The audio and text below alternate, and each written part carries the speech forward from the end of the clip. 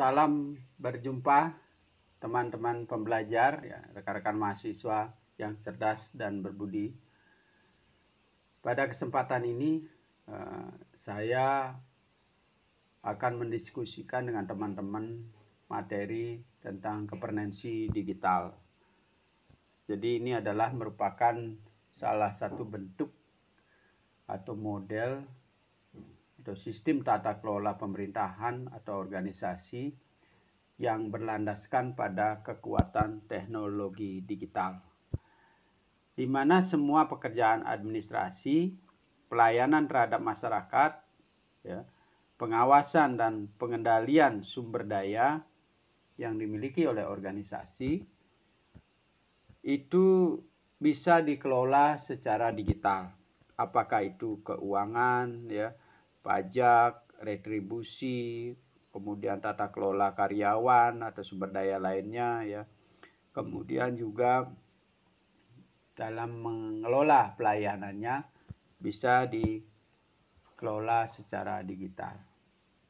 Jadi kita setiap hari dalam era milenial, ya, kita kenal dengan era milenial, di mana anak-anak muda sekarang yang kreatif itu bisa melakukan terobosan-terobosan baru dalam mengatasi segala sumber-sumber daya yang terbatas, apakah itu sumber daya yang bersifat material, apakah itu bersifat pengetahuan, ya, sehingga kita setiap hari terlibat dalam dunia digital. Tapi bagaimana dunia digital ini membuat kita menjadi senang, tetapi memperoleh manfaat dari kegiatan digital kita. Itulah yang menjadi fokus kita sekarang ini berdiskusi dalam satu semester, ya. Boleh dikatakan ini sebagai materi baru di dalam administrasi publik, ya. Bagaimana berupaya keras, ya, pemerintah berupaya keras untuk membantu masyarakat dengan menyediakan infrastruktur digital, ya, supaya masyarakat lebih mudah di dalam menerima informasi. Itu dulu. Jadi tujuan utamanya adalah bagaimana supaya masyarakat menerima informasi. Selanjutnya berinteraksi, ya, kemudian bertransaksi. Ya. Jadi bagaimana sekarang masyarakat nanti ke depan supaya bisa bertransaksi, ya, menyelesaikan persoalan-persoalan yang ada di sekitarnya, menggali potensi-potensi yang ada di sekitarnya. Melalui dunia digital ini, masyarakat menjadi lebih cerdas. Itulah yang menjadi tujuan daripada pemerintah, di mana administrasi publik memfollow up kegiatan ini atau tujuan ini dengan mengajarkan pada calon-calon lulusannya berkaitan dengan governance digital. Jadi saudara bisa nanti berhubungan langsung, ya, dengan dosen, karena zaman sekarang ini di dunia digital ini apa yang tidak mungkin dilakukan sepanjang berkaitan dengan peningkatan kualitas hidup dan kehidupan, Anda bisa berdiskusi secara langsung dengan dosen dimanapun berada, gitu, ya, karena sangat dibantu dengan dunia digital.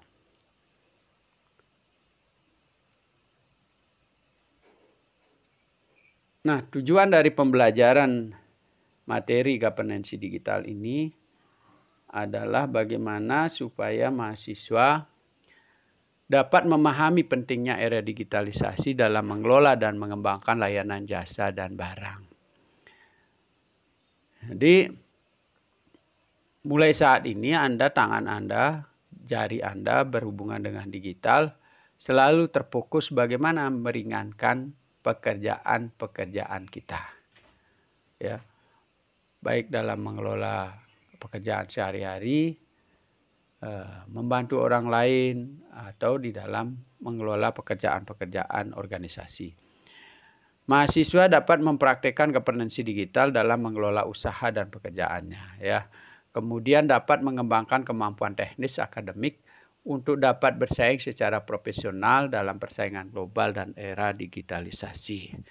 Ya, jadi dengan media yang ada sekarang ini, teman-teman bisa berselancar di dunia maya, melihat orang-orang yang sukses. Di sana ada video-video motivasi, video-video cara belajar, video-video membuat sesuatu yang produktif, ya. Bagaimana juga sektor-sektor real bisa ditumbuhkan melalui video-video tersebut, ya. Bagaimana juga memotivasi orang-orang untuk berpikir positif dan seterusnya. Carilah sebanyak mungkin pengetahuan-pengetahuan yang berkaitan dengan bagaimana mendorong kualitas hidup Anda, baik di dalam kehidupan sehari-hari maupun dalam bekerja. Sehingga nanti Anda bisa tidak saja bersaing dengan dunia lokal, kita juga bisa berkompetisi di dunia internasional. Ya. Ini sangat mungkin dengan era digital ini. Misalnya dengan belajar bahasa Inggris, Anda lebih mudah melalui dunia digital. Yang dulu Anda harus belajar ke tempat kursus tertentu dengan biaya yang cukup mahal. Ya, kalau saya dulu belajar bahasa Jepang itu harus ke kota, kemudian harus punya sepeda motor, harus punya buku, pedoman dan seterusnya. Sekarang kita bisa belajar melalui dunia digital. Ya, apa yang bisa di sana Anda ingin cari? Ya, dulu saya harus mencari kamus bahasa Inggris yang tebal, ya, dan dibawa kemana-mana ketika studi. Tapi sekarang kita sangat dibantu dengan smartphone kita. Ya, kita mau menerjemahkan bahasa apa, di situ sudah ada di situ dengan mudah kita belajar. Termasuk juga lapal, ya, suaranya dibaca apa dan seterusnya itu sudah sangat canggih, sehingga kita apapun yang kita pelajari kita akan sangat terbantu melalui dunia digital. Nah, di akhir kuliah nanti teman-teman saya harapkan dapat membuat sebuah karya, ya, dalam bentuk digital, apakah itu video, apakah itu animasi, ya, yang bisa menjelaskan tentang proses kerja, misalnya di kantor, atau proses memproduksi sesuatu, misalnya mengolah bahan makanan dan seterusnya, yang merupakan karya sendiri, ya, yang terdiri di sana ada audio visualnya, ada gambar yang bagus, ya, yang kita pilih, ada videonya di situ yang pilih, ada puisi yang menjelaskan, ya, di situ apa yang dikerjakan, kenapa harus dikerjakan, bagaimana masyarakat harus melakukannya dan seterusnya, ya, sehingga nanti kemudian ada juga ajakan untuk melakukan kegiatan atau mendukung program-program yang sudah Anda kerjakan di video itu, ya. Bila perlu juga ada, ya, like and subscribe dan seterusnya, sehingga nanti video ini diunggah dalam bentuk YouTube, ya, baru linknya dikirimkan kepada kita, pada dosen. Jadi di akhir kuliah nanti kita harapkan masing-masing sudah bisa cerdas menggunakan smartphone-nya untuk mempublikasi kegiatan-kegiatan yang positif yang dilakukan, apakah itu di dunia kerja, apakah di keluarga, misalnya dalam membimbing, menuntun anak, mengajarkan anak belajar sesuatu, ya, atau menggali potensi di wilayah desa kita tentang air terjun, tentang potensi wisata, ya, berapa kilometer tempatnya, bagaimana keindahannya bisa dijelaskan di situ, didukung oleh gambar-gambar visual yang menarik. Ya, kemudian kalau di kantor misalnya dalam menerima layanan apa, bagaimana caranya, ya, bagaimana formulir disediakan, ya. Nah, dari setiap kegiatan perkuliahan ini nanti saudara harus juga bisa menjawab soal-soal yang saya berikan melalui absensi yang sudah saya siapkan linknya, sehingga Anda bisa mengabsennya di situ dan menjawab soal-soal yang dikerjakan sesuai dengan materi-materi yang sudah dosen jelaskan di dalam media ini. Nah itu, sehingga nanti teman-teman begitu selesai satu materi, Anda sudah memahami apa yang kita sampaikan, diskusikan di dalam materi ini. Nanti juga saudara bisa berdiskusi melalui live chat, ya, bisa juga melalui WA, bisa juga melalui Google Class yang sudah disediakan, sehingga kita bisa tanya jawab di situ ya, tentang materi yang sudah dosen jelaskan di situ dan apa yang perlu kita tambahkan untuk menambahkan kualitas dari sistem pembelajaran yang kita bangun bersama-sama. Nah, itulah tujuan dari pembelajaran governance digital.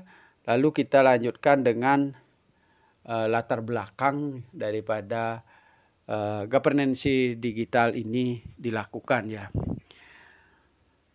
Jadi kita pahami bahwa akses dunia digital atau elektronik ini sudah merambah sampai ke tingkat desa. Jadi WiFi sudah disediakan sampai ke tingkat desa, sehingga apakah masyarakat sekarang cerdas menggunakannya, kan gitu ya. Biarkan anak-anak kita belajar dengan menggunakan smartphone, tetapi kita harus arahkan pada fitur-fitur yang membuat dia cerdas. Dan batasi, jangan sampai terlena, terlalut, berselancar sampai berjam-jam, sehingga juga melupakan kesehatannya.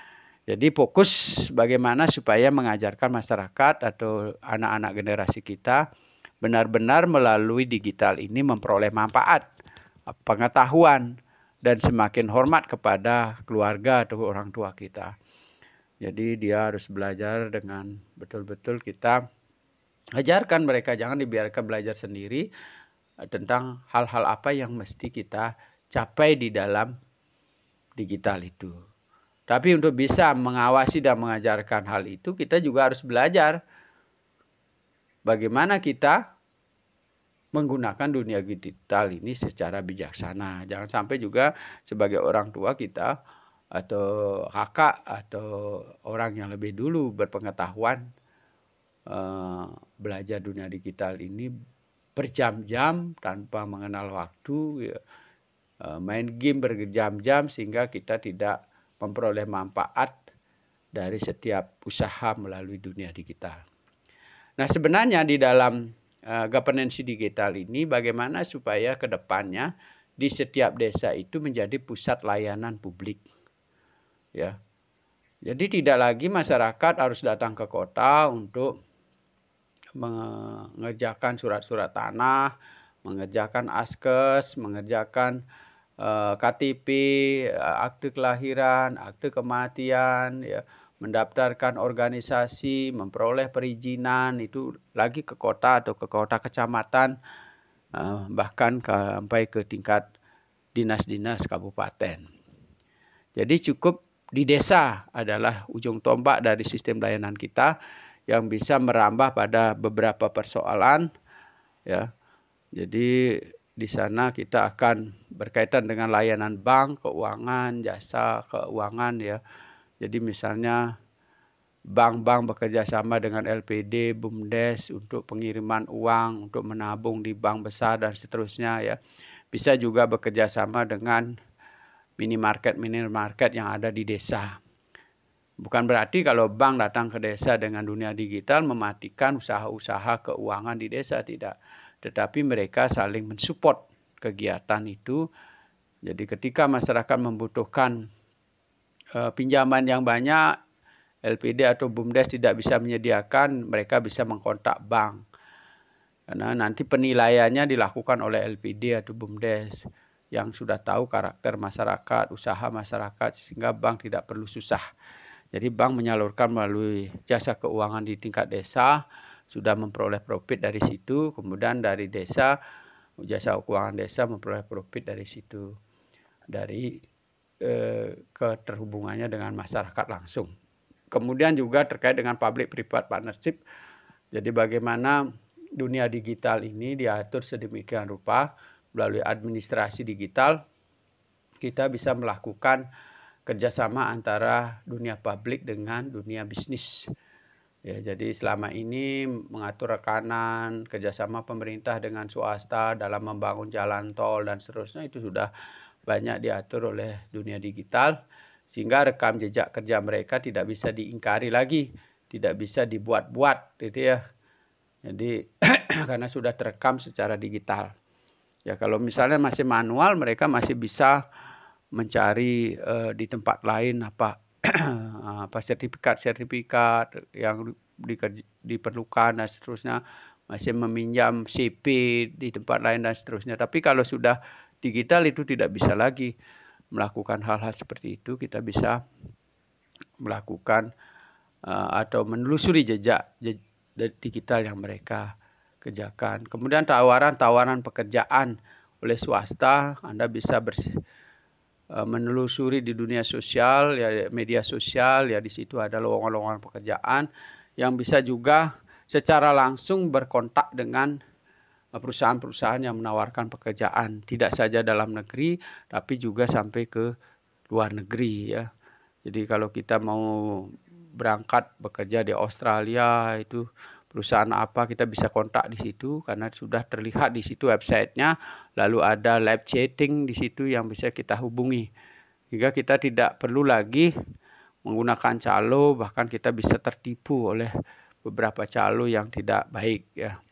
Kemudian juga kita bisa melakukan transaksi-transaksi elektronik ya, pemesanan barang atau impor barang ya, berkaitan dengan hasil-hasil komoditi kita, pertanian, hasil-hasil produksi kerajinan kita ya, secara langsung berhubungan dengan pihak-pihak yang membeli, tidak saja di wilayah negara tetapi juga di dunia internasional. Nah, kita lihat misalnya di kotak-kotak di sebelah kanan itu ya, ada Kominfo di situ, ada e-banking, ada land record ya, ada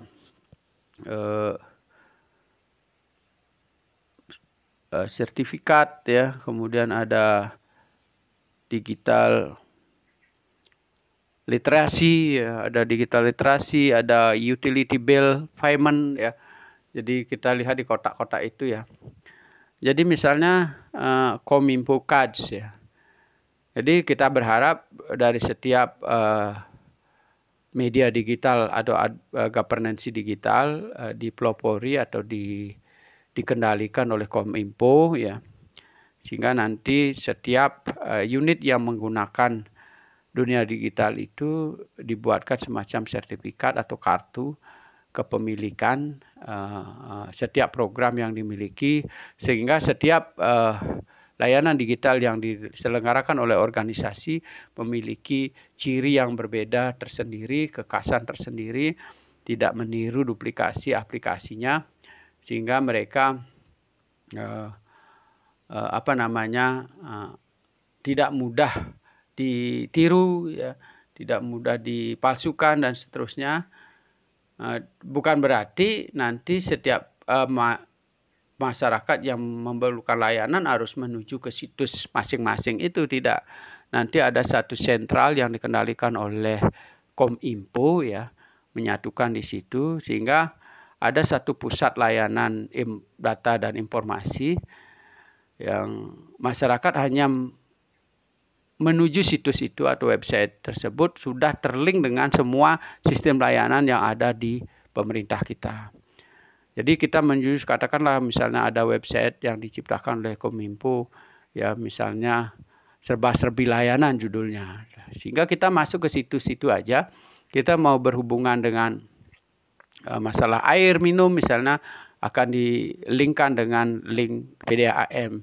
Kita berkaitan dengan pengamanan wilayah hutan, kita akan dihubungkan dengan Dinas Kehutanan. Kita butuh layanan pertanian, akan dihubungkan dengan Dinas Pertanian secara sistem, tidak lagi diatur secara manual. Ya, kemudian ada digital literasi. Jadi setiap masyarakat itu diharapkan nanti memiliki kemampuan literasi. Ya. Jadi bisa memperoleh akses informasi secara cepat, mendapatkan pengetahuan secara cepat. Tentang terkait apapun yang mereka butuhkan di situ disediakan oleh sistem yang dibangun oleh pemerintah atau swasta yang ditunjuk ya. Kemudian termasuk sertifikat ya, kemudian penggunaan tanda tangan elektronik dan seterusnya, kemudian melakukan exam test ya, di sini exam Rexall, di hasil ujian PNS, kemudian ujian mahasiswa, ujian siswa, itu sudah terekam dalam bentuk digital, termasuk juga sistem pembelajarannya. Kemudian land record ya, pemetaan ya, yang menggunakan di JIS nanti, pemetaan wilayah tanah ya, penyanding dan seterusnya tidak lagi bisa digeser-geser seperti patok yang dipasang di lapangan itu bisa digeser ke sana kemari. Tetapi dengan dunia digital itu sudah dipastikan meskipun patoknya bergeser, mereka sudah tidak bisa mengingkari secara digital bahwa wilayah itu adalah wilayah yang sudah sesuai dengan sertifikat ataupun bentuk fisik dari gambar tanah yang dimiliki. Nah, kita lanjutkan dengan visi digital. Jadi visi digital ini yang kita ingin capai adalah bagaimana supaya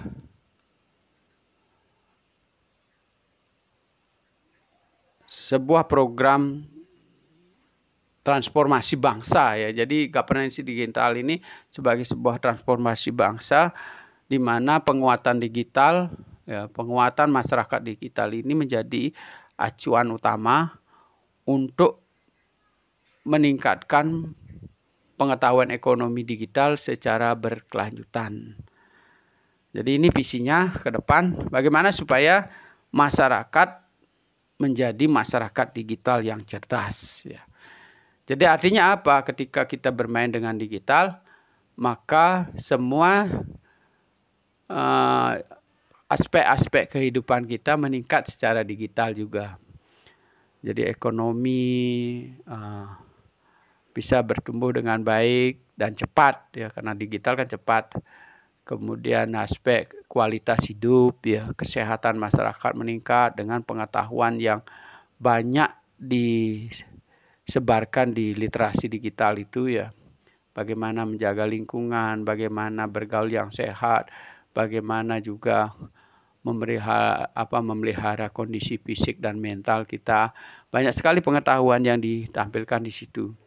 Nah, visi digital ini dimulai dari 3 area ya, 3 fokus area yang dicapai. Yang pertama adalah digital infrastruktur.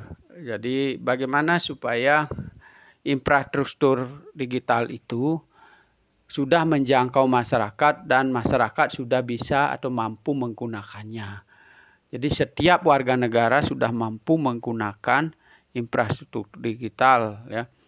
Jadi tidak hanya memiliki tapi juga utilitasnya tinggi gitu ya. Sehingga tidak saja menggunakan secara acak atau sembarang gitu ya, tapi memperoleh manfaat dari digital tersebut ya. Apa itu gitu ya? Ada governance, tata kelola. Jadi apapun usaha yang mereka miliki bisa dikelola dengan baik setelah berkenalan dengan digital. Dan service on demand. Jadi bisa melayani semua kebutuhannya sendiri masyarakat. Jadi tidak lagi dilayani oleh pemerintah. Dia sendiri yang akan melayani dirinya sendiri. Misalnya dia butuh kesehatan, ya, dia butuh dokter jantung katakanlah, dia akan langsung berhubungan dengan dokter jantungnya. Dia butuh pupuk untuk petani, dia akan langsung berhubungan dengan pensuplai pupuknya. Jadi sistem itu yang mengatur, tidak lagi dia harus mendaftar ke sini, mendaftar ke sana, baru nanti disalurkan. Banyak manual yang harus dilibatkan sehingga biayanya cukup tinggi. Ujung-ujungnya pupuk itu sampai ke tempat tujuan menjadi mahal. Ya. Kemudian ada pemberdayaan masyarakat secara digital. Jadi bagaimana masyarakat itu bisa berdaya gitu ya, bisa melakukan kegiatan-kegiatan secara mandiri. Bagaimana pemenuhan kebutuhan-kebutuhan mereka melalui dunia digital. Jadi tidak lagi memakai calo, tidak lagi memakai jalur-jalur yang panjang, distribusi yang panjang, sehingga Anda tidak heran ya. Seperti sekarang ada Gojek, ada GoFood ya. Yang Anda hanya menggunakan jari saja, sebentar lagi sudah diantarkan barang yang Anda pesan, makanan yang kita pesan. Ya, kita sudah diantar oleh ojek ke tempat tujuan yang rasanya dulu sulit dilakukan dan mahal biayanya. Ya, kalau dulu kan bisa pakai taksi itu. Di mana tempatnya kita tidak tahu. Tetapi dengan menggunakan aplikasi taksi yang terdekat yang akan menjemput kita, sehingga dia juga rutenya makin pendek, biayanya makin sedikit. Google Maps juga sudah menunjukkan rute yang paling pendek, sehingga kita bisa mendapatkan biaya yang cukup bisa kita bayar atau tidak mahal ya. Kemudian mekanisme utama untuk mempromosikan pembangunan ini juga menjadi visi. Jadi alat yang utama dalam rangka mendorong pembangunan nasional. Jadi digital teknologi ini yang pertama yang dilakukan adalah search and information. Jadi melibatkan warga negara atau masyarakat atau inclusion ya, ini melibatkan diri ya, masyarakat melibatkan diri dalam mencari dan menggali informasi. Ya. Kemudian yang berikutnya efisiensi. Ketika kita sudah mencari, menggali, kemudian otomatisasi and coordination. Jadi dia akan melakukan kegiatan-kegiatan yang otomatis ya, secara otomatis ya. Kemudian terkoordinasi dengan baik ya. Di situ sudah disediakan aplikasi-aplikasi, disediakan pom-pom yang harus diisi ya. Dalam ukuran detik, begitu Anda selesai mengirim pom yang sudah diisi ya, sekian detiknya sudah ada jawaban. Pom sudah diterima masuk ke email kita atau langsung di live chat kita masuk, di notifikasi kita masuk ya. Pesanan Anda sudah diterima, kami sedang mengemas barangnya, 3 hari sampai di rumah dan seterusnya. Anda bayar di rumah, sangat efisien.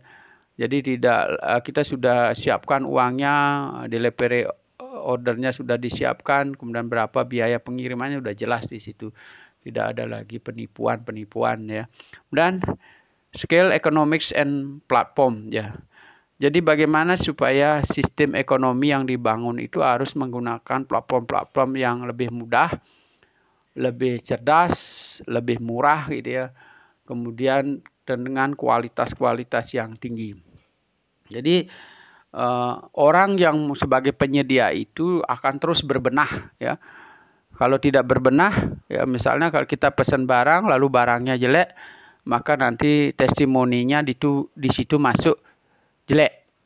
Sehingga orang akan tidak lagi memesan barang di tempat itu. Jadi di situ akan ada tempat atau ruang untuk menyampaikan keluhan. Jika ada yang kurang, sampaikan pada kami, maka ketika sudah ada masukan, diperbaiki segera, meningkat terus kualitasnya, kemasannya bagus, penyampaiannya lebih cepat. Ya, mungkin dia menggunakan jasa pengiriman yang sangat lambat, dia akan pindah tempat. Siapa yang paling cepat pengirimannya dengan jaminan barangnya tidak rusak, dialah yang akan menjadi delivery order yang paling tinggi. Sehingga orang akan bersaing secara digital di situ dan menampilkan atau menyajikan kualitas-kualitas terbaik dalam melayani masyarakat. Jadi kesimpulannya adalah expand the information base, lower information cost, and creates information good ya. Jadi bagaimana dia mengembangkan kekuatan dasar informasi ya, landasan-dasar kuat informasi, kemudian dengan biaya yang murah ya, kemudian menghasilkan informasi yang berkualitas baik. Itu yang menjadi tujuan daripada governance digital ini. Nah, tetapi perlu kita pahami dengan dunia digital ini, mungkin Anda sering melihat tidak saja manfaat yang kita peroleh, tetapi juga risiko banyak ditampilkan di dalam dunia digital ini. Nah, bagaimana teknologi digital ini? Ya, kita lihat tadi sudah ada inovasi, ya, kemudian ada efisiensi, kemudian ada inclusion. Nah, ini dampak positif yang kita harapkan melalui governance digital ya. Jadi ada orang yang harus berinovasi, kemudian dari kegiatannya kita bisa efisien, ya kemudian semua orang bisa terlibat inclusion. Tetapi dampak ikutan yang tidak kalah penting kita perhatikan adalah ya sesuatu yang perlu kita cermati, dari bisa menjadi risiko, bisa juga menjadi peluang. Ada concentration. Jadi orang bisa berfokus terhadap layanan yang atau jenis layanan yang dia inginkan. Jadi kalau Anda misalnya sebagai orang administrasi publik bekerja di pemerintah gitu ya, tentu kita akan berkonsentrasi untuk meningkatkan kualitas layanan di pemerintahan. Kalau kita sebagai pedagang di pasar, tentu kita akan berkonsentrasi pada komoditi-komoditi yang akan kita jual, yang disediakan melalui dunia digital. Ya kan? Ini secara positifnya, tapi secara negatifnya bagaimana? Concentration ini sulit dilakukan ketika banyak hal disajikan di dunia digital. Nanti Anda mencari barang itu, katakanlah barang-barang produk luar negeri itu bisa berjam-jam kita berselancar di situ, belum menemukan titik kepuasan terhadap barang. Sehingga bisa berdua hari mencari barang tersebut di dalam dunia digital. Cari ini, oh ini bagus, ini ada yang lebih bagus, oh ini ada yang lebih murah. Terus begitu. Sehingga kita sulit untuk melakukan konsentrasi. Lalu yang kedua, bisa menjadi peluang, bisa juga menjadi hambatan. Equality, kesamaan. Ya. Jadi setiap orang memiliki kesempatan di situ yang sama di dunia digital. Sehingga otomatis kita akan bersaing memperoleh barang yang sama, yang kualitasnya sama, sedangkan jumlahnya sangat terbatas. Ya. Nah, sekarang selain pensuplai yang berkualitas, juga kita dituntut customer yang berkualitas. Yang dimaksud dengan customer yang berkualitas adalah cepat mengambil keputusan sebelum orang lain yang mengambilnya. Karena barang ini terbatas. Sehingga diperlukan kemampuan dan kecerdasan di dalam menentukan kualitas barang yang akan kita pilih. Itu yang kedua. Yang ketiga adalah ketika barang sampai, cepat membayar, menyelesaikan transaksi yang kita lakukan. Jadi orang yang tidak cerdas, begitu COD datang ke rumah, barangnya sudah bagus, dia tidak cerdas, tidak membayar, tidak mengambil barang tersebut. Berarti akan di blacklist dalam sistem. Ya, sehingga peluang Anda untuk memperoleh informasi atau memperoleh barang-barang yang berkualitas untuk kita nanti jual lagi atau kita jadikan barang konsumsi sendiri itu akan menjadi terbatas. Gitu. Ini juga dituntut orang-orang tersebut menjadi cerdas. Ya. Jadi itu equality, jadi kesamaan ini sangat penting. Ya. Nah, selain nanti produsen juga harus equity ini harus dipahami bahwa barang yang kita kirim harus sama dengan promosi yang kita buat. Ya, jangan sampai nanti barangnya kualitasnya berbeda dengan apa yang sudah disajikan di dalam informasi promosi yang sudah ditampilkan. Lalu kemudian kontrol. Ini juga menjadi peluang dan tantangan bagi para pengguna digital. Ya. Begitu banyaknya produksi barang yang diciptakan, ya. Alat-alat kontrol yang disediakan oleh pemerintah maupun swasta maupun masyarakat itu sangat terbatas. Ya. Sehingga kecerdasan bagi diri pribadi sebagai pengguna maupun pensuplai itu harus juga dijamin di situ. Ya. Jangan sampai barangnya nyasar pada orang-orang yang tidak sesuai atau orang-orang yang secara digital juga melakukan kejahatan gitu ya. Kemudian juga jangan sampai kita dikirimi barang-barang yang tidak berkualitas ya itu ya. Itu karena nanti sulit terkontrol. Nah, sebagai pengawas pemerintah juga sulit untuk mengendalikan begitu banyaknya distribusi barang ya yang terjadi di masyarakat ya, yang sulit dikejar dengan secara manual ya. Nah, sehingga nanti kejahatan-kejahatan cyber itu sudah makin tinggi dengan beberapa keterbatasan tenaga-tenaga keamanan untuk melindungi masyarakat dari kejahatan-kejahatan cyber ini. Ya, karena sekarang juga sistem-sistem pengamanan, kepolisian, kejaksaan juga harus banyak melibatkan orang-orang yang cerdas di bidang digital. Ini juga harus disadari. Jadi tidak hanya fisik di lapangan yang dibutuhkan ya, yang mengejar maling dan seterusnya.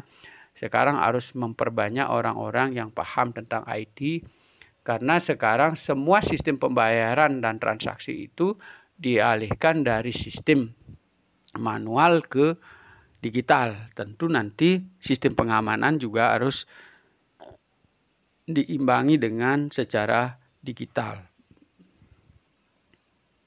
Nah, kemudian kita lanjutkan dengan pertumbuhan teknologi informasi untuk e-governance. Jadi kita lihat contoh-contohnya. Jadi ada bagian webs ya, komersial ya, ada e-learning ya, terkait dengan pembelajaran secara digital ya, kemudian e-banking, e-governance yang sudah saya jelaskan di muka ya, kemudian ada juga perpustakaan ya, digital ya. Jadi Anda dengan mendaftarkan diri sebagai anggota di Perpustakaan Nasional di PNRI itu, jadi klik nanti PNRI ya, Perpustakaan Nasional, itu daftar diri Anda di situ, bikin identitas di situ ya, kode akun tersendiri, sehingga nanti bahan bacaan apapun yang tersedia di dunia digital itu yang sudah dilingkan dengan dunia internasional ya, apakah itu hasil penelitian-penelitian di dunia ya, buku-buku yang disediakan, apakah dijual gratis, ada di situ ya. Jadi Anda apapun sekarang yang Anda pelajari sudah disediakan di dalam Perpustakaan Nasional Republik Indonesia melalui digital. Ya, jadi kita tidak butuh buku lagi secara manual ya. Cuma kelebihannya buku digital itu bisa dibawa dengan smartphone. Tetapi kalau Anda ingin seperti buku manual, kita bisa garis-garis yang penting-penting itu, Anda harus sekarang dengan digital juga. Misalnya dengan men-screenshot ya bagian-bagian yang penting dari buku tersebut, sehingga kita bisa lebih mudah, lebih cepat mencarinya ya. Kemudian digital lifestyle ya. Jadi ada gaya kehidupan ya. Misalnya tata kelola pertanian secara digital ya. Jadi Anda bisa lihat di YouTube ya, misalnya menyiram dengan sistem digital ya, kapan dia menyiram itu dengan HP kita, tapi dengan manualnya juga ada ya. Di pipa-pipa sudah tersalur kemana siraman itu akan dicapai ya. Jadi kita sudah, atau ada tangki yang sudah diisi nutrisi ya. Mungkin nanti Anda sedang pergi kemana gitu, jam berapa, itu sudah diatur secara digital, dia menyiram sendiri, hidup sendiri airnya ya. Kemudian juga misalnya dengan CCTV. Jadi dengan CCTV kita bisa mengendalikan pegawai yang bekerja di satu perusahaan. Kita tahu, misalnya kita sedang meeting di luar kota gitu, kita bisa melihat pegawai kita bekerja, mana yang bekerja dengan baik, mana yang tidak. Nanti akan terkoneksi dengan HP mereka masing-masing. Jadi kita bisa tegur dari jauh, kamu ngapain di situ? Ngobrol saja, Anda bekerja, dan seterusnya ya. Melalui digital ini kita bisa mengendalikan pegawai dari jarak jauh. Nah, kemudian digital video, broadcast ya. Kemudian ada juga IPTV ya, dengan digital ya. Ya, kemudian website, ada IWiFi dan seterusnya. Itu yang bisa kita lihat. Kemudian ada online work culture and workplace ya. Jadi kita bisa bekerja secara digital, ya, bisa membuka kantor secara digital, ya, sehingga kita tidak perlu kantor yang tetap di satu tempat, tetapi kita memiliki situs yang tetap untuk berkantor gitu. Misalnya ada penjualan secara online, kita hanya menuju situsnya mereka, kemudian barang-barangnya ada di satu tempat tertentu, ya. Jadi dia membuat sistem penjualan, ya seperti Bukalapak, kemudian penjualan-penjualan lain Gojek dan seterusnya. Barang atau penyedia jasa itu ada tersebar di mana-mana. Ya, tapi ketika orang membutuhkan layanan dengan mempencet jarinya, 5 menit barang itu sudah ada. Misalnya kita membeli buku. Kita membeli buku tertentu melalui Google Book gitu. Ya. Nanti wilayah pelayanan buku terdekat, katakanlah misalnya di Singaraja ada toko buku Togamas itu ya. Maka toko buku bersangkutan yang akan melayani buku kita. Bukan orang yang kita di situ kan tertera alamatnya di Jogja misalnya. Tapi bukan orang yang dari Jogja yang akan mengirimin buku kita, tapi toko buku yang terdekat yang mengirimi buku kita. Sehingga tidak sangka nanti beberapa jam buku itu sudah ada di rumah kita. Nah, ini sesuatu yang sangat menarik dan patut kita ikuti itu. Jangan lagi tidak percaya dengan dunia digital, sehingga nanti orang-orang yang berpikir terus akan terlambat dalam memperoleh manfaat secara digital. ICT enable life. Jadi ICT, jadi ini adalah TIK ya, kalau bahasa Indonesia teknologi informasi ya, itu akan melibatkan kehidupan kita. Enable life itu melibatkan. Jadi mau tidak mau kita akan terlibat di situ gitu. Ya. Karena kita nanti bagaimana kita semua sistem layanan kita terkoneksi dengan komputer. Ya, kemudian data kita ya, apakah data pribadi, ya, KTP, ASKEL, nomor induk pegawai, nomor induk mahasiswa, mau tidak mau akan berada dalam satu sistem jaringan digital.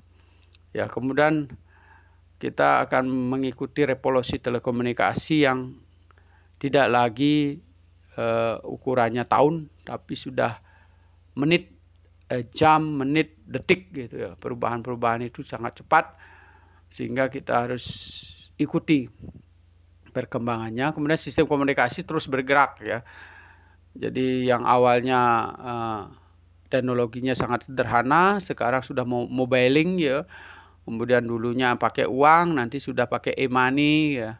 Jadi jangan khawatir ketika semua digantikan oleh mesin atau komputer, lalu bagaimana masyarakat yang banyak kita ini pekerjaannya apa gitu.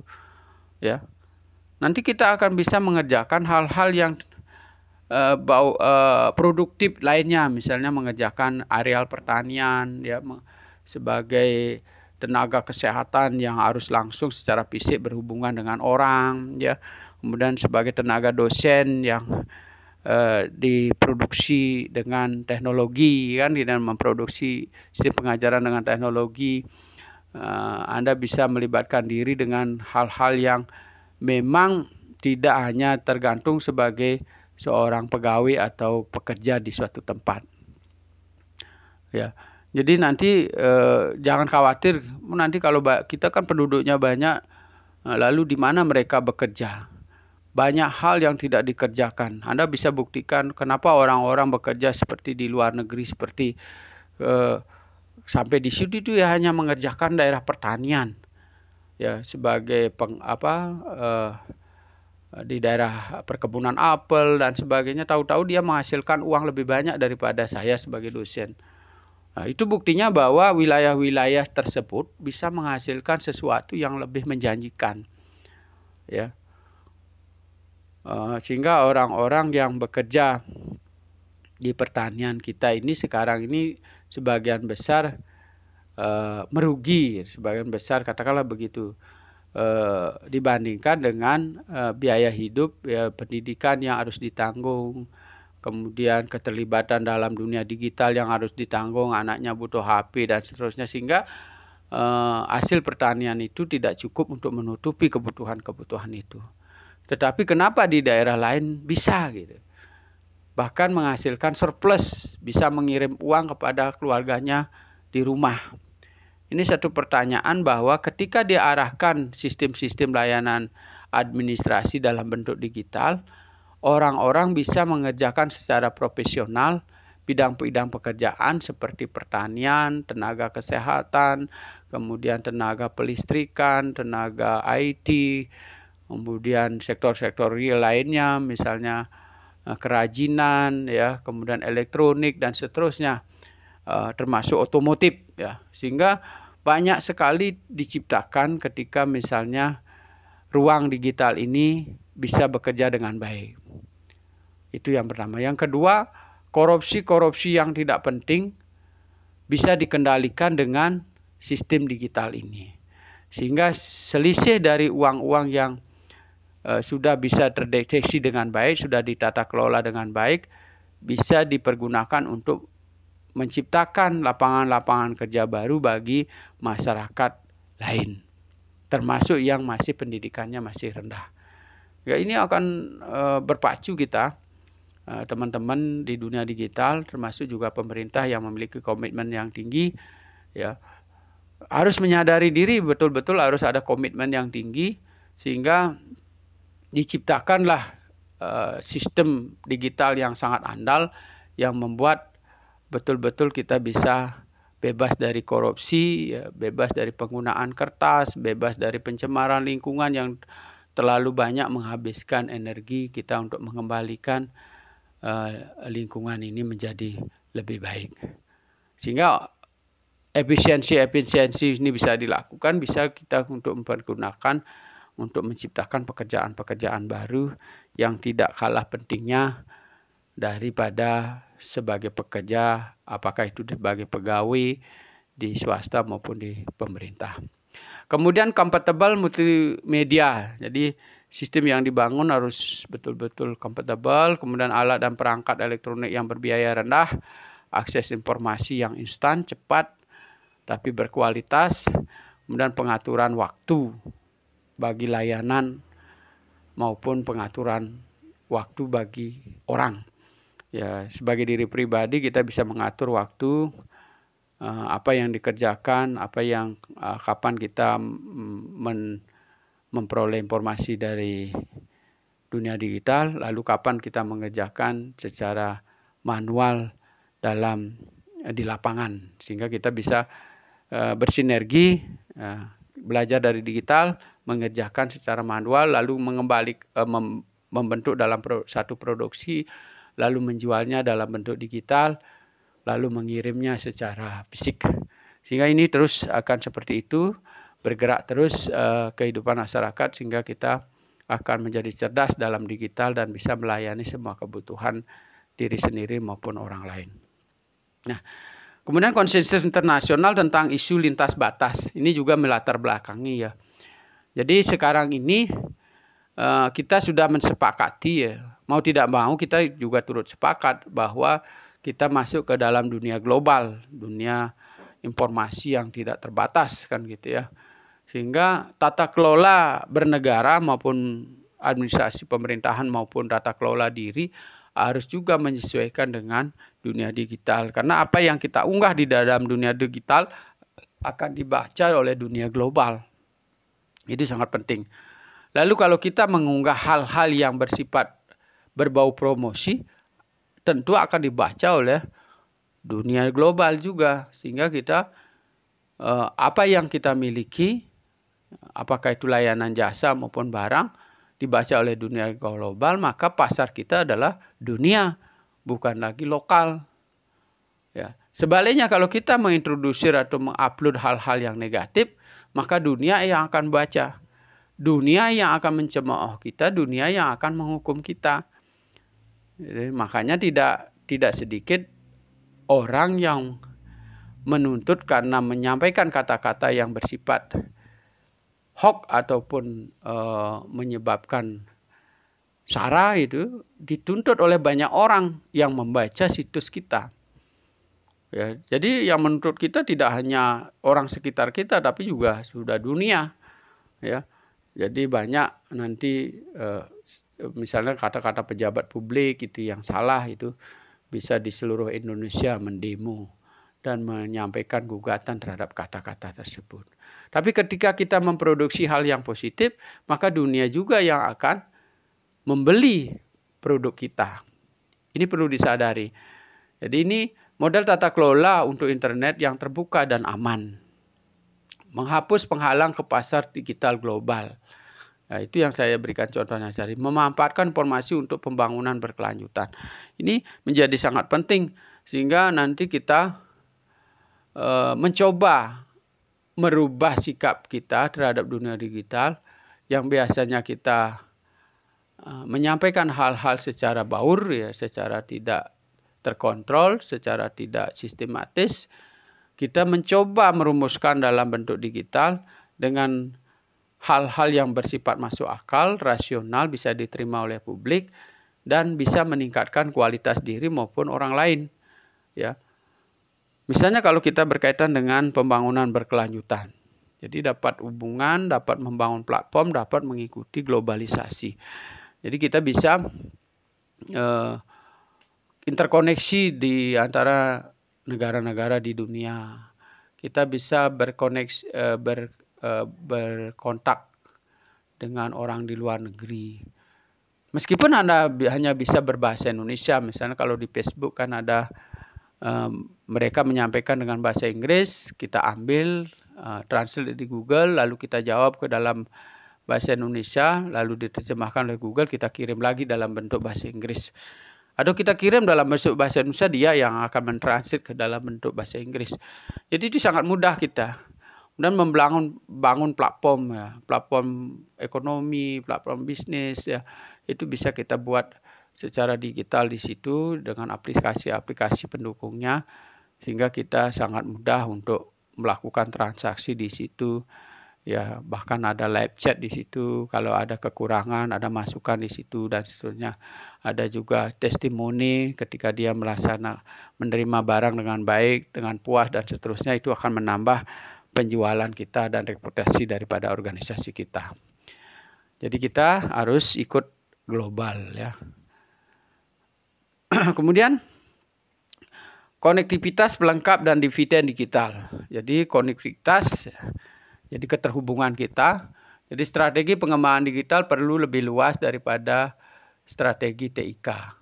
Jadi kalau teknologi informasi dan komunikasi mungkin dia lebih banyak literasi, gitu ya. Ditekankan pada literasi, kemampuan untuk membaca data dan informasi. Tetapi kalau governance digital lebih luas, sudah masuk tata kelola, membina hubungan, membina jejaring, memberi manfaat, memperoleh manfaat, sudah jauh ke situ, meningkatkan kepuasan, meningkatkan kualitas hidup dan seterusnya, sehingga sudah lebih jauh daripada sekedar TIK.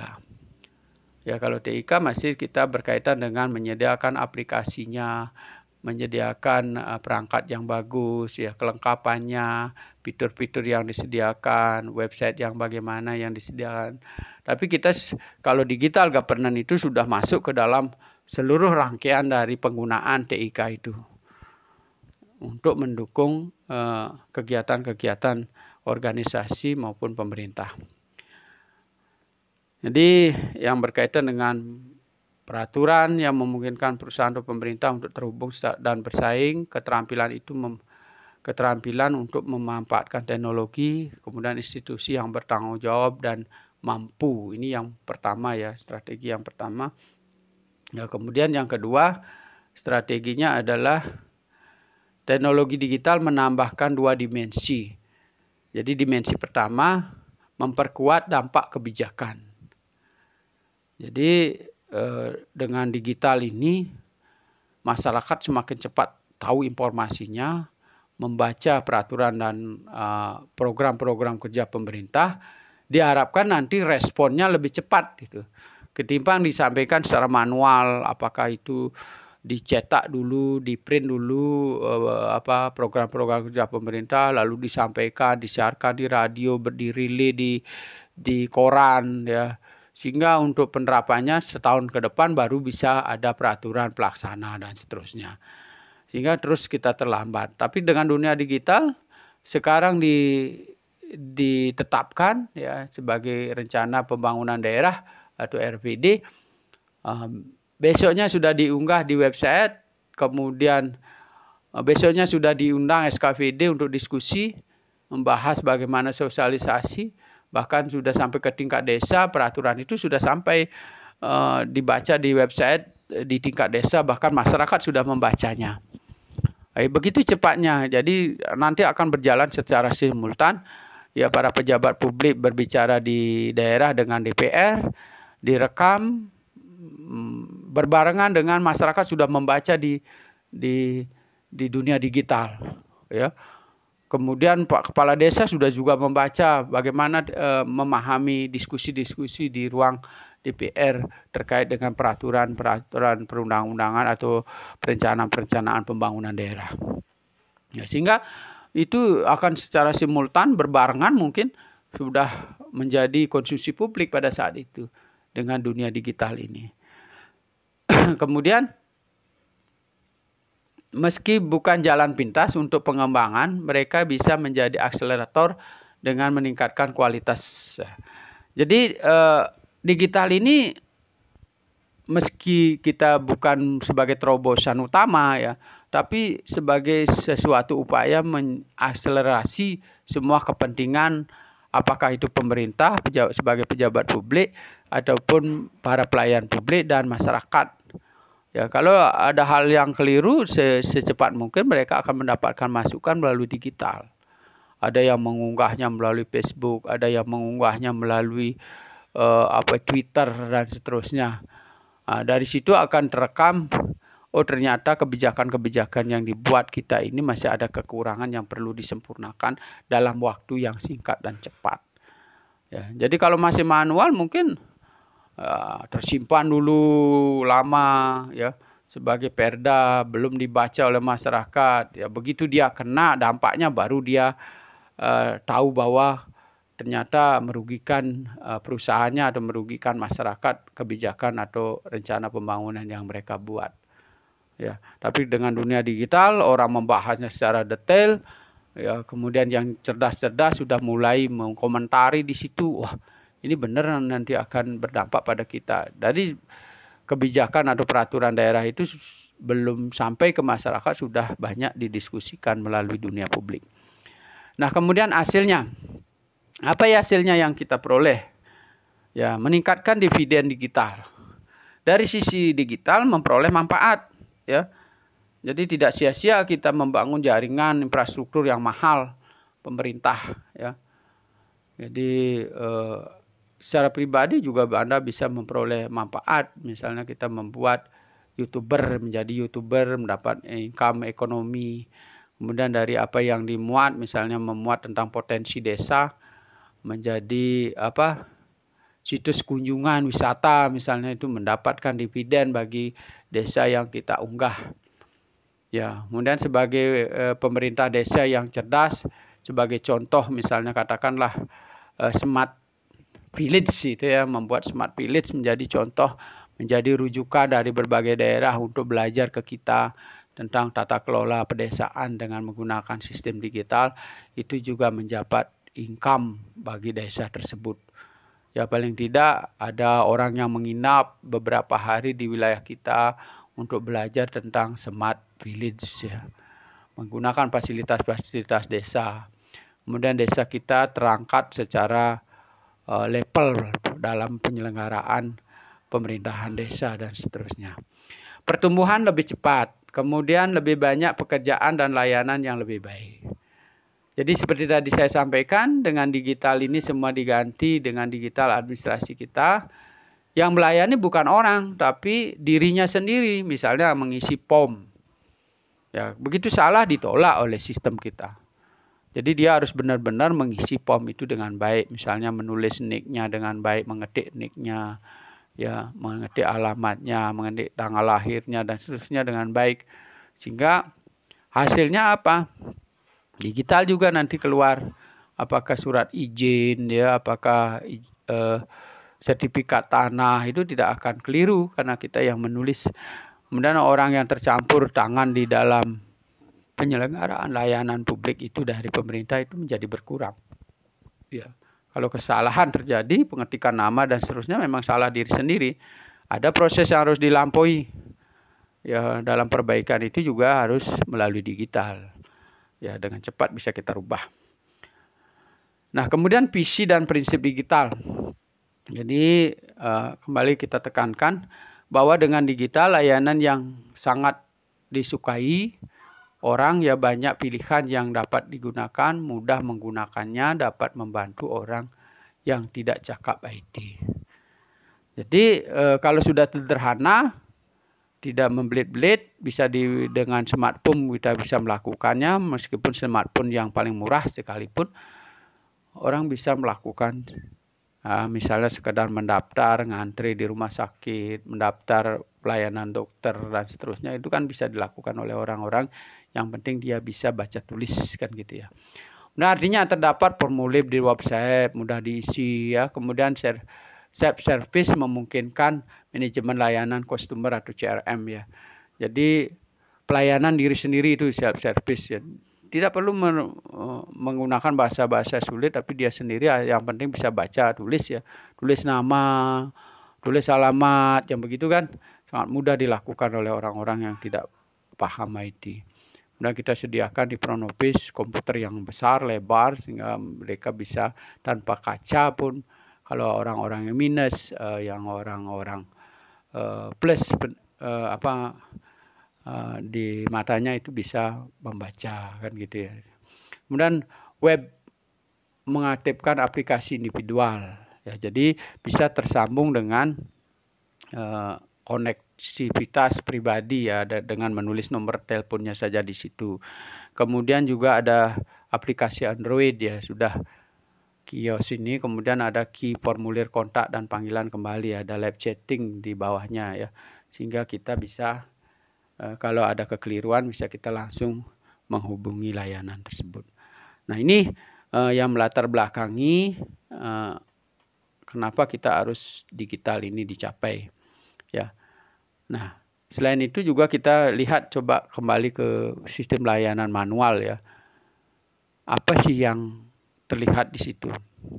Yang pertama, tingginya volume pelayanan telepon, aktivitas tatap muka ya. Jadi kadang kita menerima telepon itu dari berbagai kebutuhan itu sulit dilakukan padahal dengan operator ya, bahkan sudah kita menyiapkan hunting ya, tidak bisa diterima di depan, bisa hunting ke tempat lain, dan masih juga ada layanan telepon yang tidak bisa kita terima. Dan tatap muka yang sering melibatkan pembicaraan yang tidak perlu, yang mengurangi waktu kita dalam bekerja. Kemudian padat tenaga kerja, informasi situs web bukan transaksional, jadi kemudian juga meskipun sudah pakai web, tapi masih bersifat informasi ya, tidak lagi transaksi. Jadi web-web yang disediakan itu harus sudah bersifat, selain memberikan informasi, juga bagaimana dia melakukan layanan. Kita menyediakan formulir-formulir yang bisa diisi di situ, pengambilan nomor dan sebagainya, penulisan nama, kemudian sertifikat nomor dan sebagainya sudah ada di situ, sehingga bersifat transaksional. Layanan hanya dapat diakses oleh 5-9 kali. Jadi kalau manual kita sudah 9 kali aja mengerjakan administrasi, itu udah capek luar biasa sehari satu orang ya. Tapi kalau digital itu berapa komputer yang kita sediakan, berapa kecepatan dia mengetik, mengisi belangko itu oleh masing-masing individu, segitu yang bisa dilayani. Gitu. Tergantung juga bandwidth yang disediakan oleh sistem layanan tersebut, kemampuan. Ya. Tidak saja di kantor, tapi bisa juga di rumah. Ya, bisa kita melayani, misalnya mencetak formulir itu bisa 1000 sehari. Tapi kalau kita orang per orang kita layani, ya kita mengisi formulir itu katakanlah 15 orang itu sudah tangannya sudah capek luar biasa untuk mengetik. Ya, mengeprint, mengetik ya. Kemudian juga memeriksa lagi, mengedit dan seterusnya. Kemudian catatan dan penjadwalan secara manual, penyerahan dokumen secara manual, ongkos kirim dan seterusnya. Kemudian stop start, ada jeda pelayanan, ya makan siang, ada misalnya mengantar anak dan seterusnya, ya dalam prosesnya. Tapi kalau sudah digital, ya sepanjang sistem layanan itu tidak penuh, gitu ya. Jadi 24 jam dia. Kalau toh misalnya listriknya mati, tapi di tempat orang yang customer itu masih hidup, dia bisa mengiput. Cuma mungkin tidak diterima atau tidak ada notifikasi di situ karena listrik di tempat orang melayani itu mati kan gitu. Jadi besoknya begitu dibuka langsung masuk permohonan layanan tersebut. Begitu hidup listriknya sudah bisa hidup lagi sistem layanan tersebut dan dijawab di situ, direspon dengan cepat. Tidak ada pembaruan dan pengembangan pelanggan. Jadi karena sudah terbatas kemampuannya, ya kita sebagai pelayan manual itu sudah capek gitu ya. Ya malah kita bisa-bisa berdoa mudah-mudahan besok tidak ada lagi karena ini masih banyak sekali yang belum terselesaikan. Nah, ini hal yang perlu kita cermati sehingga teknologi ini harus dilakukan oleh masyarakat secara bersama-sama.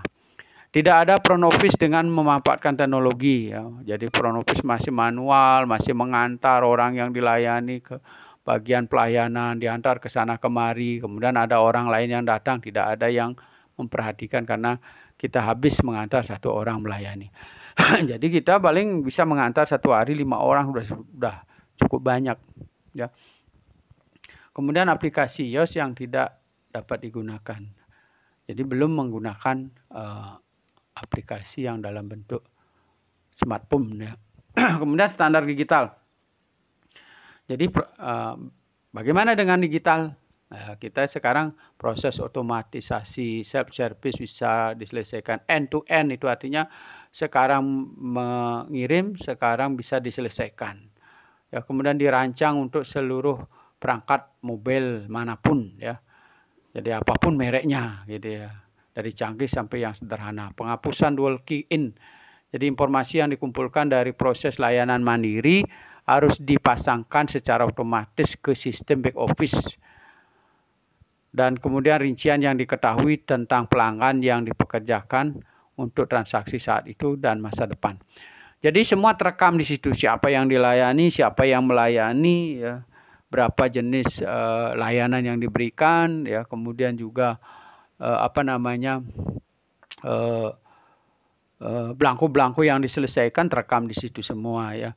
Kemudian proses harus cerdas, mudah dan diadaptasikan dengan kebutuhan. Jadi aplikasi-aplikasi yang dibuat itu mudah diadaptasikan, mudah dirubah, mudah ditambah, mudah dikurangi, yang tidak bisa bermanfaat secara maksimal dikurangi, ditambah dengan hal-hal yang dibutuhkan oleh masyarakat, jenis layanan baru yang harus ditambah.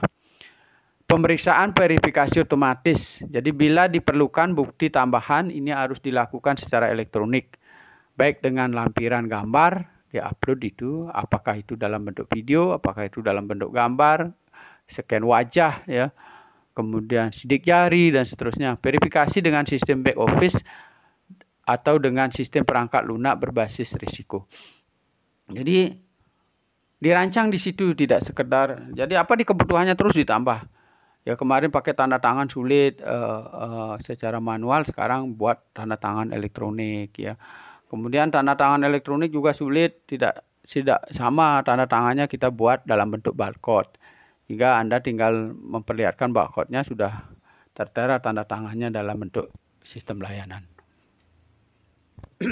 Kemudian didukung oleh tata kelola yang jelas.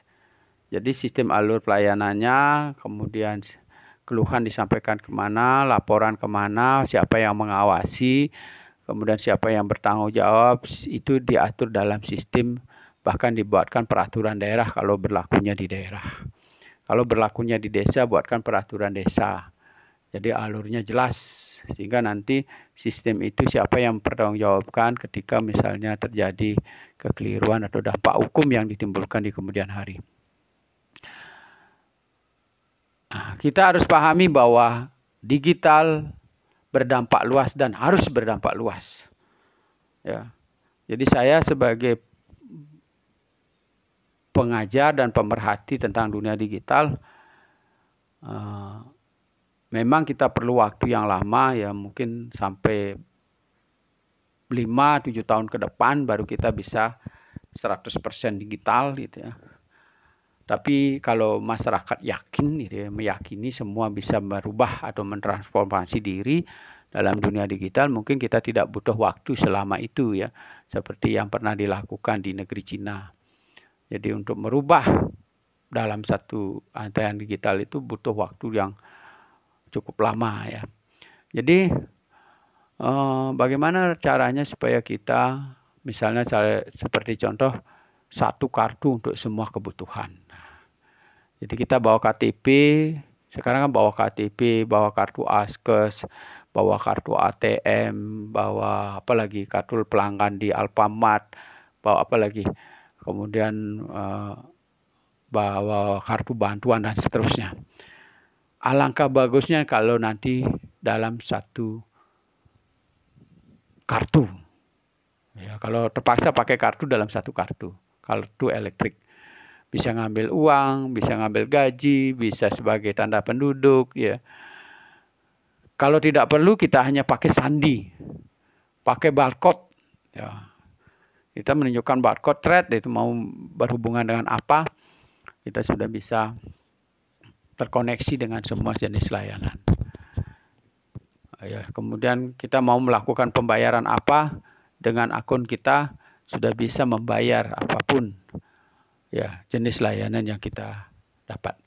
Ya, jadi kita bisa merambah semua sistem kerja yang ada melayani masyarakat atau memenuhi kebutuhan masyarakat. Misalnya berkaitan dengan kinerja organisasi, kemudian ada procurement atau lelang, ya lelang jabatan, lelang barang, ya kemudian lelang proyek dan seterusnya. Kemudian berkaitan dengan tata kelola keuangan atau e-budgeting, kemudian partisipasi dan empowering masyarakat ya, pemberdayaan masyarakat, pembayaran pajak, kemudian planning and control.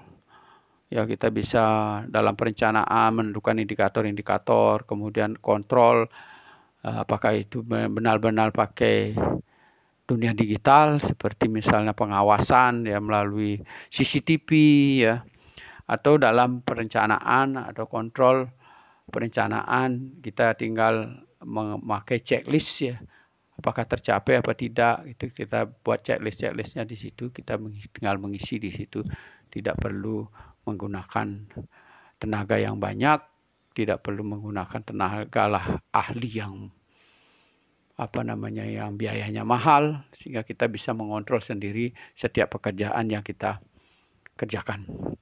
Kemudian ada public-private partnership yang sudah saya jelaskan dan nanti kita jelaskan di bagian-bagian berikutnya ya. Kemudian international connection ya. Ada e-money, pembayaran dengan uang elektronik ya. Sehingga nanti semua kita coba bahas dalam kuliah ke depan ini ya, dalam satu semester ini. Kemudian faktor sukses dari digital. Jadi pertama adalah bukan sekedar proyek pengadaan teknologi informasi dan komunikasi, tetapi memang dibutuhkan untuk perbaikan kualitas program kerja organisasi atau pemerintah ya. Kemudian tujuannya jelas, penuh digital, tidak ada penipuan atau digitalisasi hoax. Ya, jadi kadang-kadang kan supaya ada aja informasi di website kita buat sembarang gitu ya. Tidak, kita memang betul-betul yang ditampilkan itu benar-benar sudah merupakan kajian data-data yang sudah benar dan seterusnya ya. Komitmen politik dan korporasi yang kuat dan terpadu fokus pada kualitas, bukan waktu dan pengakuan politik. Jadi komitmen yang benar-benar untuk menyelesaikan persoalan masyarakat, yaitu memenuhi berbagai kebutuhan masyarakat. Tidak sekadar untuk pamer atau pengakuan secara politik bahwa kita sudah menggunakan digital. Jadi ini harus dihindari karena biayanya cukup mahal ya. Biayanya cukup mahal kalau kita menggunakan dunia digital ya dengan investasi yang cukup besar. Ini luar biasa kalau kita hanya istilahnya sekedar punya ya. Kemudian komitmen sumber daya untuk program dan solusi corporate tunggal. Jadi bagaimana supaya benar-benar menjadi komitmen dari seluruh sumber daya yang ada, apakah sumber daya pelayanan publik, apakah dari tingkat pimpinan maupun dari tingkat masyarakat. Ya, ini merupakan salah satu atau menjadi solusi tunggal dari setiap persoalan yang ada melalui dunia digital. Desain dan standar desain yang jelas, keterlibatan penuh dalam perancangan, proses perancangan ulang dengan standar digital. Jadi diharapkan semua orang terlibat di situ. Tidak ada setengah terlibatannya setengah-setengah gitu ya. Jadi kita harus benar-benar memahami dunia digital ini sangat penting, investasinya cukup besar ya. Bahkan di awal itu menghabiskan anggaran pemerintah ataupun organisasi yang cukup besar. Mari kita manfaatkan secara baik. Baik sebagai mahasiswa maupun sebagai dosen kalau di kampus. Kalau sudah ada namanya digital, kita gunakan secara baik. Karena nanti dipakai atau tidak dipakai, kita tetap mengeluarkan kos yang sama. Alangkah bijaksananya kalau kita memakainya dengan baik untuk kita mempermudah pekerjaan-pekerjaan kita. Orang yang tepat, pemasok yang tepat, produk yang tepat. Nah, itulah yang menjadi slogan di dalam digitalisasi. Jadi kita supaya mendapat manfaat yang lebih besar daripada digital. Solusinya apa? Supaya kita mencapai hal yang tadi sudah saya sebutkan. Jadi pertama, pemasok dengan visi dan pemahaman bersama tentang D by D, jadi desain ya, by design. Jadi desainnya yang harus jelas ya. Bagaimana supaya yang mendesain itu siapa? Ya, pemerintah dengan masyarakat dibantu oleh orang IT. Jadi sehingga nanti benar-benar apa yang dibuat kita itu, aplikasi yang kita buat itu benar-benar bisa dimanfaatkan kan gitu ya. Jangan hanya dari satu sisi gitu ya. Karena dari satu sisi pengetahuannya cukup tinggi, di satu sisi masyarakat sangat awam, hanya tahu kebutuhannya saja. Bagaimana kebutuhan masyarakat itu diformulasikan dalam sistem, bagaimana kebijakan pemerintah itu juga diformulasikan dalam sistem untuk dipertemukan dengan kebutuhan-kebutuhan masyarakat. Kemudian tidak ada CRM yang dikemas ulang, dilengkapi oleh mode tatap muka bersama melalui website. Jadi CRM-nya juga harus baku gitu, baku kemudian tidak mudah dimanipulasi atau ditiru orang gitu ya. Sistem manajemennya itu tidak mudah ditiru orang. Kemudian di sana juga dilengkapi dengan sistem tatap muka secara digital. Ya, sehingga orang dapat percaya bahwa di dalam sistem digital itu bisa dilihat orangnya yang melayani, yang dilayani juga bisa dilihat itu sekali waktu kalau dibutuhkan. Memang disiapkan fitur yang bisa memungkinkan orang berbicara secara tatap muka atau live chat di situ. Tidak bisa dilakukan atau bukan dilaksanakan institusi lain atau sebagai ciri perusahaan bersangkutan dan memungkinkan keterlibatan secara mandiri oleh pengguna. Jadi dalam menggunakan aplikasi itu sedapat mungkin harus dikerjakan oleh orang yang bekerja di situ. Ya. Jadi tidak dibantu orang, ya tidak melibatkan pihak ketiga gitu ya. Sekarang kan masih banyak ada provider pihak ketiga, makanya sering data-data kita itu bocor ya.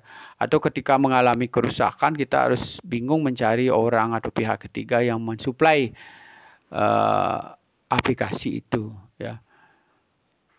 Nah, kadang-kadang juga penyedia pihak ketiga izinnya sudah dicabut ya, karena dia tidak memiliki komitmen yang jelas. Nah, bagaimana lantas kita sudah kadang menggunakan aplikasi mereka? Akhirnya apa? Kita membuat aplikasi baru lagi. Nah, ini yang harus dihindari ya, karena biaya kita cukup tinggi. Kemudian bukan aplikasi tujuan ya, atau digital by design. Jadi kita memang mendesainnya sesuai dengan kebutuhan kita. Bukan mengambil aplikasi dari orang lain bawa ke kita. Ya. Jadi yang kita butuhkan kita pakai, yang tidak kita butuhkan kita jangan pakai, itu meniru namanya. Ya tidak sesuai. Jadi bisa-bisa kapasitasnya lebih tinggi. Ya kita hanya butuh jual beli barang-barang elektronik katakan begitu. Tapi di situ ada desainer, ada perencanaan, ada apa itu di program itu, sehingga yang kita beli lebih besar dibandingkan yang kita butuhkan. Tentu investasi yang kita buat itu lebih besar. Nah, artinya kita lebih baik kita mengundang seorang tenaga IT untuk memformulasikan kebutuhan kita.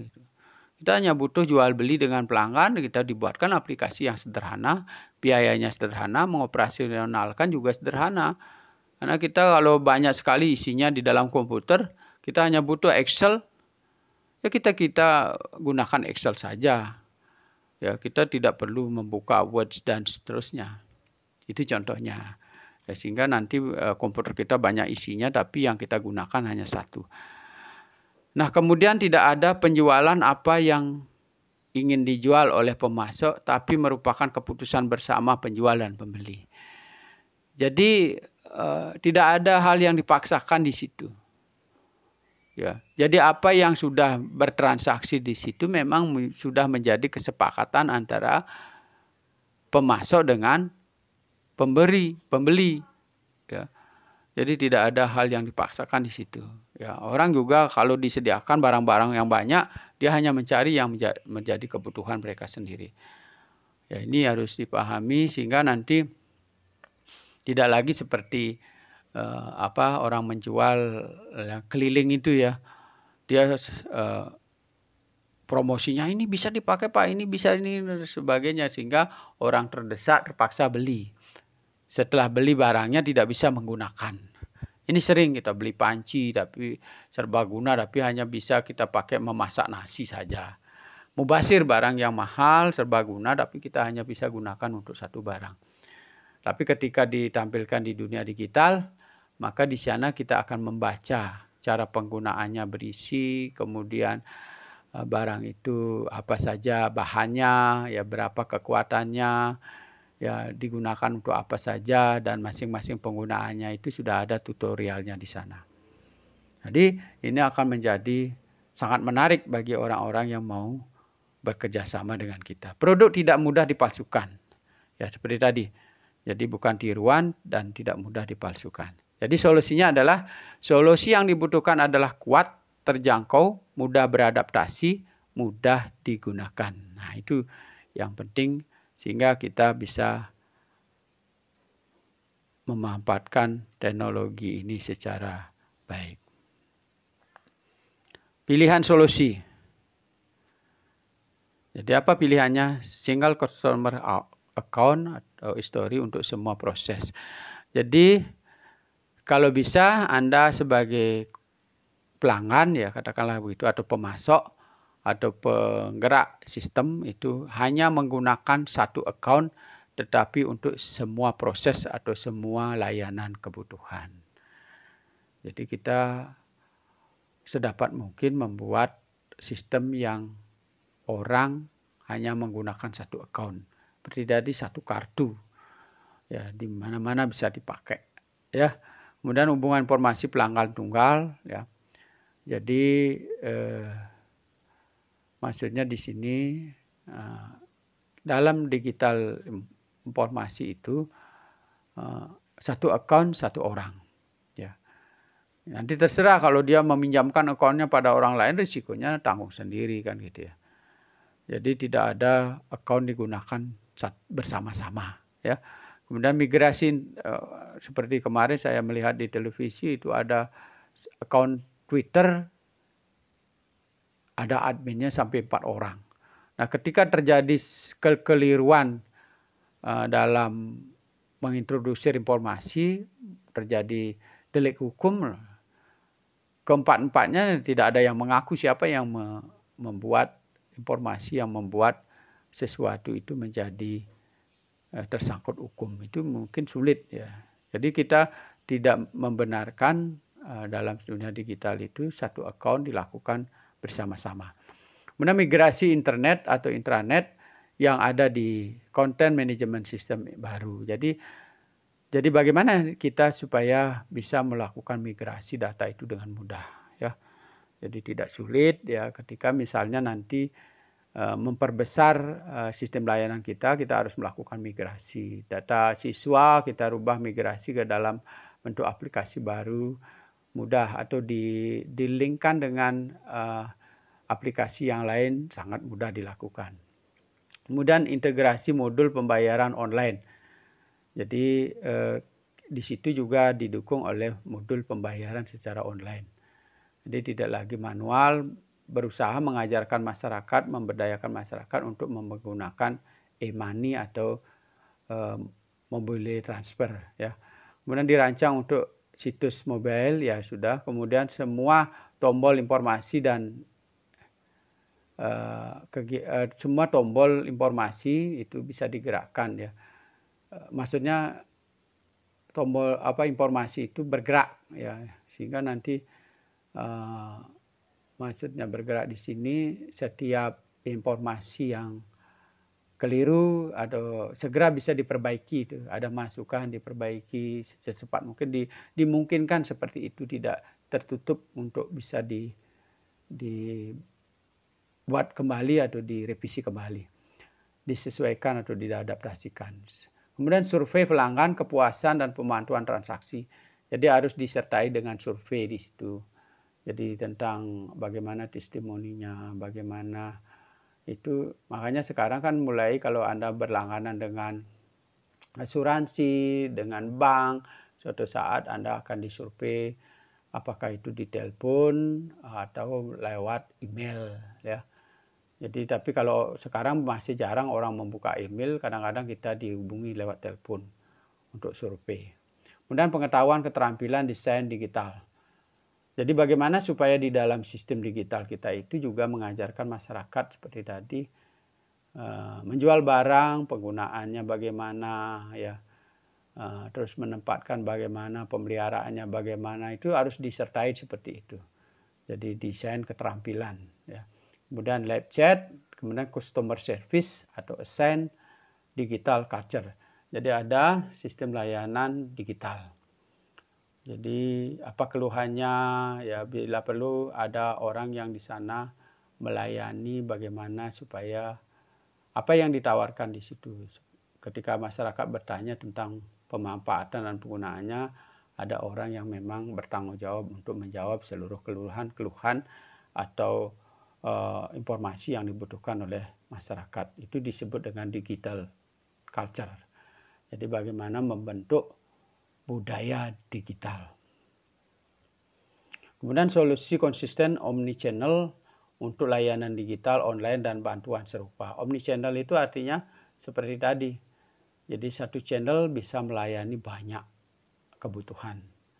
Itu sangat penting sehingga kita tidak membawa akun yang terlalu banyak, yang sangat ribet, berisi di komputer ataupun di mobile system kita. Ya. Kemudian manfaat dan output sepenuhnya digital untuk transaksi yang besar dan luas. Hampir semua digital transaksi digital dan semuanya.